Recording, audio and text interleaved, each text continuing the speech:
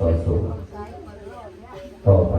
ต่อไปที่ทางศาสนาเป็นการขอให้บรรดาท่านพี่น้องทั้งหลายเราได้ทั้งหลายที่มาร่วมในงานนี้ทุกตั้งใจไหว้พระปฏิเนาะสาธุนะโมตัสสะภะคะวะโตอะระหะโตสัมมาสัมพุทธัสสะนะโมตัสสะภะคะวะโตอะระหะโตสัมมาสัมพุทธัสสะ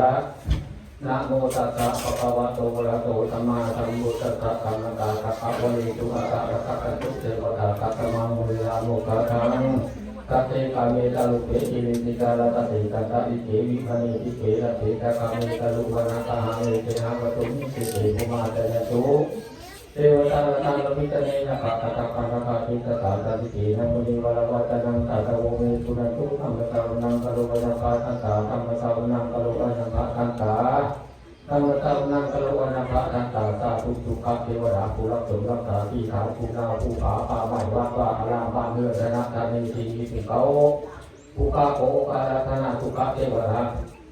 ทั้งหลายผู้อยู่น้ำและผู้อยู่บกผู้อยู่บกและผู้อยู่แก่ผู้อยู่ในต้นไม้และผู้เขาโกดีผู้อยู่ในต้นกล้าและให้นาโกดีผู้อยู่ในสถานที่นี้โกดีโกอังเกิดทุกขเทวดาทั้งหลายเมื่อทุกตนทุกองค์โกทุกลงมาเป็นสักขีปิญญาณอนุโมทนาน้ำดอกทุกข้าทั้งหลาย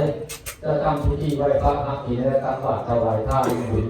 เพื่อนนางติขอให้ทุกขเทวดาทั้งหลายโกจงลงมาเป็นสักขีปิญญาณอนุโมทนาขอให้เป็นบุญเป็นกุศลในชาตินี้ชาติหน้าขอให้ทุกขเทวดาทั้งหลาย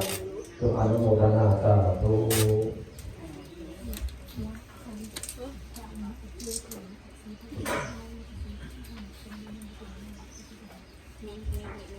กราบเด้อไหว้พระเด้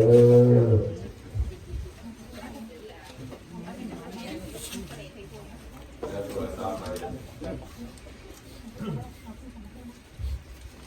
อิมินาสัพพะเรนะตังพุทธังอภิปูชยามะอะระหังสัมมาสัมพุทโธภะคะวะพุทธังภะคะวะตังอภิวาเทมิอิมินาสัพพะเรนะ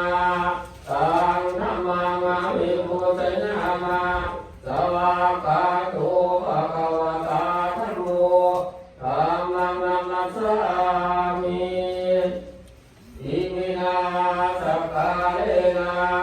ตังสังฆังอภิปูชยามิวันทามิวันเตสาธุกัสสะมายังปฏิวิสุวิสุรัมนันทายาติตระเนนะสาปัจจติลามินาจาวันทุกินาติมายังปฏิวิสุวิสุรัมนันทายาติตระเนนะสาปัจจติลามินาจาวันตินาติมายังปฏิวิสุวิสุรัมนันทายาติตระเนนะสาปัจจติลามินาจา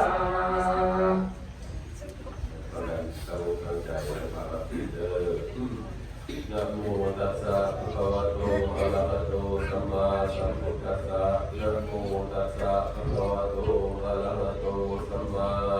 สัมพุทธัสสะนะโมตัสสะภะคะวะโตอะระหะโตสัมมาสัมพุทธัสสะนะโมตัสสะภะคะวะโตอะระหะโตสัมมาสัมพุทธัสสะนะโมตัสสะภะคะวะโตอะระหะโตสัมมาสัมพุทธัสสะนะโมตัสสะภะคะวะโตอะระหะโตสัมมาสัมพุทธัสสะธัมมังสรณังคัจฉามิพุ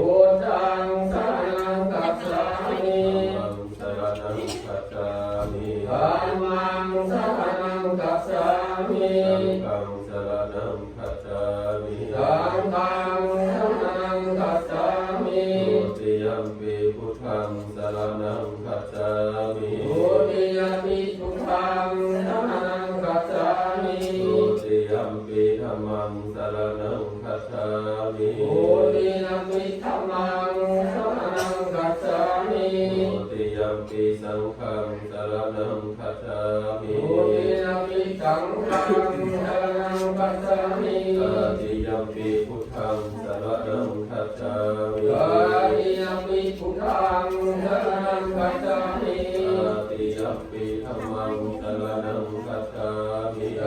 ติยมปิธัมมังสรณังคัจฉามิ ตติยัมปิสังฆังสรณังคัจฉา ต มิ ติยมปิสังฆังสรณังคัจฉามิ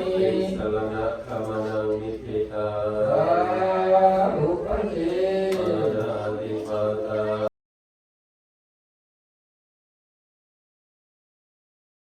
โนตันเตสสะภวตุเตสยมังคารานิโอเคตคากรรมติหัตถสุธา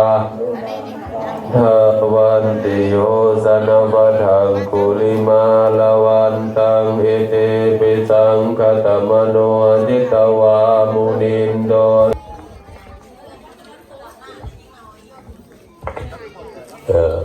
ก็ถือว่าเป็นมงคลสูงสุดในการทำบุญในบวรพระพุทธศาสนาก็เตรียมกับข้าวกับน้ำถวายสังฆทานก็คือเฮาฮู้แหละเป็นปีที่2เนาะจัดตุ้มก็ได้มาเป็นประธานประมุขประธานเป็นน้ำมนต์ให้เป็นอย่างขันน้ำมนต์นี่เป็นที่สังหัวคือจบคืองามแต่นี่จานต้องให้หลวงพ่อจักสตินเบิ่งเพิ่นจำแนกให้โอ้ยอยู่กำไรปานนั้นก็แบ่งครึ่งกับอาจารย์เนาะเอาตัวหนึ่งไปสิก่อนเนาะเอาสาธุเฮ็ดบุญถือว่าต้อนรับปีใหม่ได้นี่เนาะเฮ็ดปีใหม่สงกรานต์พอดีจบพอดีงามอย่าลืมเด้อสายบุญเฮาเด้อบวงสรวงบูชาพญานาคพันเศษโซกสิริสุวรรณทองคำนาคานาคีนาคราชวันที่29เดือนมีนาคมเด้อวันที่29เดือน6ลาวขึ้น3ค่ำวันอังคารอันนี้ก็บุญใหญ่คือกันเนาะผู้ใดอยากมีหูแก้วตาใสได้พระอธิษฐานไปบรรจุน้ำกันเด้อเดี๋ยวบอกแล้วเนาะอย่าลืมเลยเนาะลืมก็สิบอกอีกแต่ว่าบอกข่าวเราบุญผู้มีจิตศรัทธาผู้เป็นเจ้าศรัทธากับพระอาจารย์นี่แหละเช็ดบุญสังฆทานเนาะ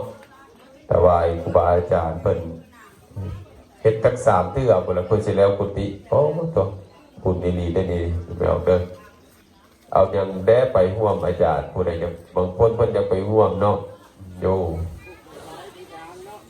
มักพร้าวมักกล้วยมักอ้อยแหละเป็นบูชาเนาะบวงสรวงเดี๋ยวเขาต้มเนาะผู้ใดมีกันมันประมาณถวายเพลพอดีถวายเพลให้ฟังครูบาอาจารย์พระสงฆ์เจ้าเพิ่นกินเพลน้ำกันไปเป็นพิธีผู้ใดไปได้กับไปเด้อญาติโยมเด้อโอกาสบ่มีได้เนาะอยู่ใกล้ๆนี่นะบ่ได้ไกลนะวัดป่าบุญงามเอานี่ยังตัดทุ่งไปก็ได้เนาะโอ้ยไปบ่ได้อาจารย์เลยความดันต่ำความดันสูงขึ้นลงอยู่สาธุน้ำพระเดาเดียวไงเด้อสาธุใจเบิกบานเหมือนว่าใจดีเข้าถึงพระพุทธใจบริสุทธิ์เข้าถึงพระธรรมใจปฏิบัติตามเข้าสู่พระสงฆ์ใจบ่ลุ่มบ่หลงเข้าสู่พระนิพพานใจทุกสิ่งทุกอย่างเกิดขึ้นที่ใจได้ผู้ใจดีก็ไปได้แล้วมีมะกล้วยก็ไปได้เนาะเมื่อนั้นเด้อสิแจ้งอาจารย์เฮ็ดบุญสังฆทานคือเมติกท่านสิทธิศักดิ์ประเทศนี่แหละนี่ก็นักเฮ็ดบุญคือกันตามได้ตามมีในมนต์ครูบาอาจารย์เพิ่นเป็นสันเข้ากุฏินั่นแหละเนาะตอนนี้กำลังเฮ็ดแอวขันในญาติโยมเด้อ SL คันความยาวเด้อ48 เมตรออกกุฏินะแม่แอวคันทราบนี้ขน้อยต่ำขน้อยสูงขน้อยบ่งามผู้ใดเฮ็ดแอวส่วนทรงผู้ใดอยากจบอยากงามเป็นเจ้าภาพร่วมกันเด้อแม่เด้อสร้างมันว่าเอาเม็ดละ1,000 บาท48 เมตรขน้อยสิซอยจานเม็ดนึงเด้อเฮ็ดแอวเกิดมาชาตินี้จังบ่มีท้ายเนาะอาจารย์เนาะ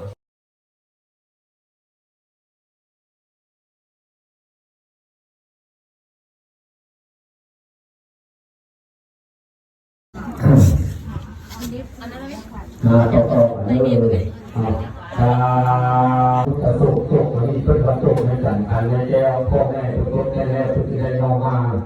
เจ็ดไหลยอกพื้นที่ของข้ามหมูเจ็ดไหลพุ่งพื้นที่ของมาค้ำน้ำเจ้าแก้วของบอกเย็นแล้ววันนี้สีก็ว่าจะดีสีชุดขึ้นยกข้ามมาของชาติเกียรติกายรูปภาพมหาสักการเทราศี